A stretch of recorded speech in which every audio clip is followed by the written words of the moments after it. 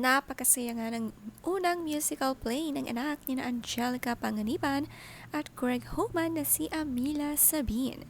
Seryoso nga si Amila sa stage at hinahanap ang kanyang mommy at daddy sa audience. At nang makita nga ito, napangiti at kaway ang bibi. Nakakatuwa ang daming ang fans ni Amila.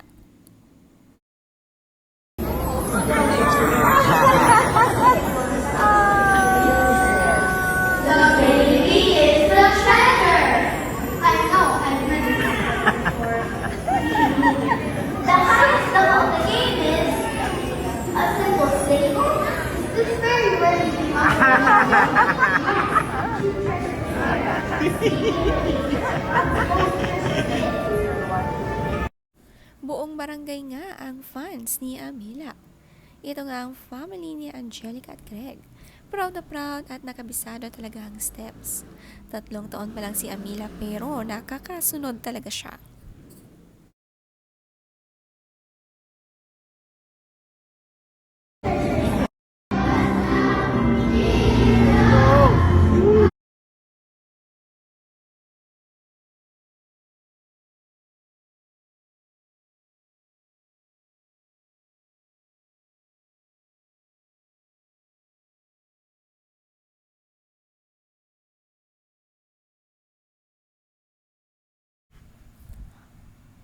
Ang ninang at mga kasambahay ay nanood din. Ganito ka-special si Amila ang nagpapasaya sa pamilya nila.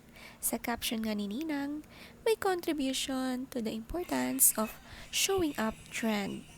She lit up when she saw her mom and dad.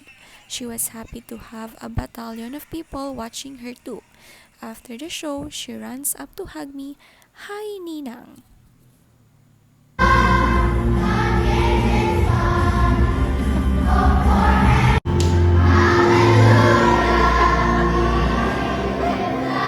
Ang cute-cute din ng outfit ni Amila. Magandang production nga ang ginawa nila. Napasaya ang kanilang mga magulang. Magagaling din ang mga teacher ang kanilang mga instructors.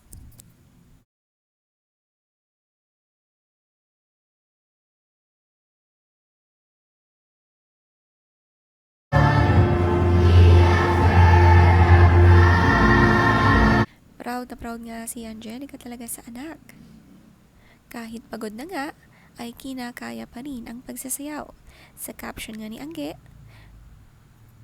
pagod na but power throwing like a pro.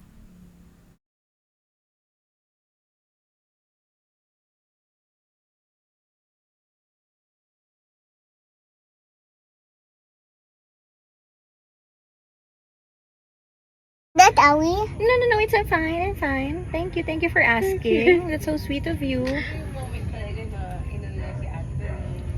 Okay, push it. It's not Awi, don't worry. Oh! Now it's complete! Not yet. Ay, not yet. Other side. Other side. Other side. Okay, okay. Okay, showing off my nails, my brand new nails. Is it Awi? No, I'm fine. Thank you for asking po. Si Amila may talent sa paglalagay ng nails extension. Ang galing naman ng talent ni Amila at very considerate din siya at tinatanong kung sakit daw ba ang kanyang ginagawa. Nakakatuwa palang anak ni na Angge at Greg. Maganda ang pagpapalaki ng mag-asawa. Dinidikit nga lamang niya ang nails at ang cute pa ng color na napili niya.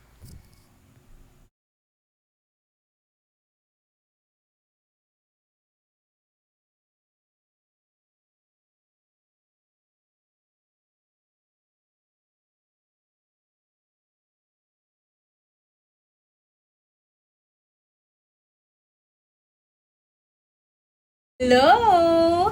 Para po sa mga hindi nakakaalam, ako si Angelica at nasa harapan ninyo ay mga kakanin! Kakanin sa probinsya. Bilang isang taga-probinsya, para sa mga taga-probinsya o kahit hindi ka taga-probinsya, bili na mga suki! Halika, tikman natin isa-isa. Ito ay ang palitaw na merong yema sa loob. So, parang gusto ko muna ding, oh yun o, lumabas.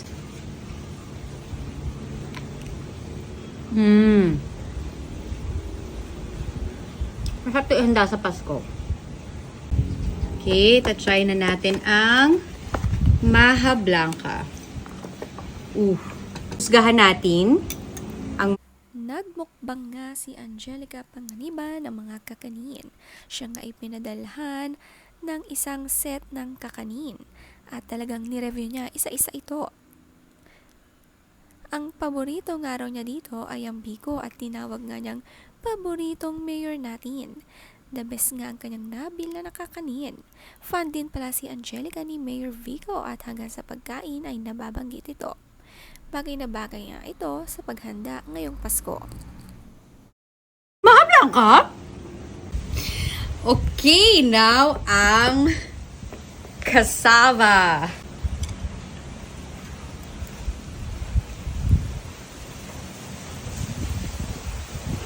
Gusto ko siya. Pero top 1 ko pa rin si Maha Blanca. Dito naman tayo sa biko with latik. Nakakalinaw daw to ng matiks. Perfect sa Pasko. At ito naman, ang puto na merong lamang bukayo sa loob.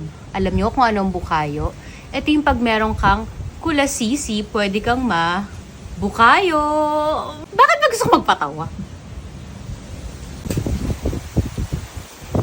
Okay, may iba siyang handog. Okay din naman.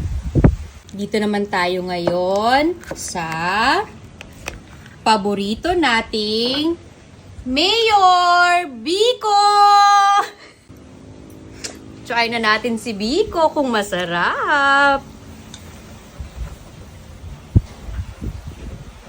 May gusto kong magmura.